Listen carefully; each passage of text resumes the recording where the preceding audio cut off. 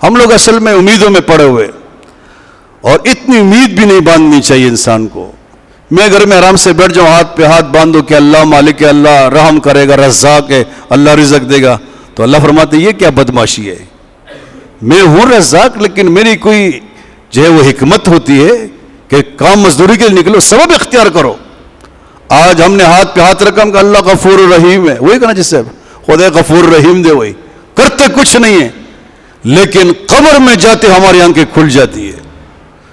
مولانا امیر بجگل فرماتے رحمہ اللہ کہ ایک بزرگ ہمارے مولانا عبد المعبود اس کا نام ہے، مولانا عبد المعبود صاحب رحمہ اللہ 163 سال کی عمر میں دنیا سے گئے۔ کتنی عمر میں؟ 163۔ ان کو کشف قبور حاصل تھا۔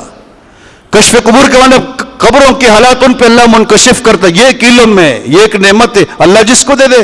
قبر پہ کھڑا ہو گیا، پتہ چل گیا کہ اس کے اوپر عذاب ہے یا راحت ہے۔ خدا نے عبد المعبود رحمہ اللہ کو یہ علم دیا تھا۔ مولانا میں نے خود کہاں نہ سنا، میں سنی بات نہیں کر سکتا کہ اس نے بتایا اور اس نے بتایا، خود میں نے سنا براہ راست مولانا سے۔ فرمایا کیسٹوں میں بھی ہے، آج نیٹ میں بھی آپ سن سکتے ہیں۔ میں نے تو ایک دفعہ ان سے کہا کہ مولانا مجھے بھی کسی قبر کی حالت تو بتاؤ کہ قبر میں کیا کچھ ہو رہا ہے۔ مجھے کہا ٹھیک ہے، ہاتھ سے پکڑا اور ایک قبرستان لے کے گیا، اور قبرستان بھی عیسائیوں کا قبرستان نہیں، مسلمانوں کا۔ مجھے وہاں لے کے گیا اور خود انہوں نے مراقبہ شروع کیا، آنکھیں بند کی مراقبہ شروع کیا، کچھ پڑھا۔ پڑھنے کے بعد کہا بجلی گھر یہ مسلمانوں کا قبرستان ہے، لیکن اکثر اور بیشتر مسلمان قبروں میں بٹھائے گئے ہیں اور ان کے جسم سے گوشتوں کو نوچا جا رہا ہے، ان کے جسم سے گوشت کو نوچا جا رہا ہے۔ آج ایک انجیکشن ہمارے جسم میں لگتا ہے، اس کی سوئی چبھتی ہے، ہمیں کتنی تکلیف ہوتی ہے معمولی، اور ایک جو انسان چھری لے لے اور جسم سے گوشت کاٹے کتنی تکلیف ہوتی ہے۔ مسلمانوں کی حالت بتا رہا ہوں، زندگی کیسے گزاری۔ مولانا فرماتے ساری زندگی نماز نہیں پڑھی، قرآن کے اوپر پاؤں رکھا۔ میں یہ بات کہنا چاہتا ہوں، کبھی قبلہ نہیں معلوم اس کو، قبلہ اس طرف ہے اس طرف ہے، اور مرنے کے بعد اس کے بیٹے ان کو پھر بلاتے ہیں طلباء کو، اور پھر جو ہے وہ دعوت کرتے ہیں، ہاں آلو چھولا کھلاتے یا 5 روپے دیتے۔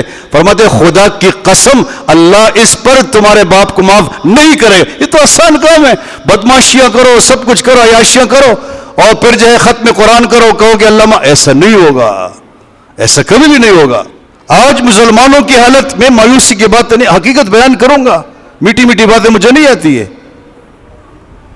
مولانا میں بجلی گری فرماتے، میں نہیں کہتا ہوں، کہا ایک دفعہ سوابے سے میرے پاس ایک دیوانہ آیا مجذوب، چادر لپٹا ہوا تھا، اندر سے کلاڑی نکالی، کلاڑی وغیرہ بستا وغیرہ وباسلا، مجھ سے کہا کہ بجلی گھر ٹکڑے ٹکڑے کرتا ہوں آپ کا، یہ قیمہ بناتا ہوں آپ کا۔ میں نے کہا خیریت ہے؟ کیا کیا میں نے؟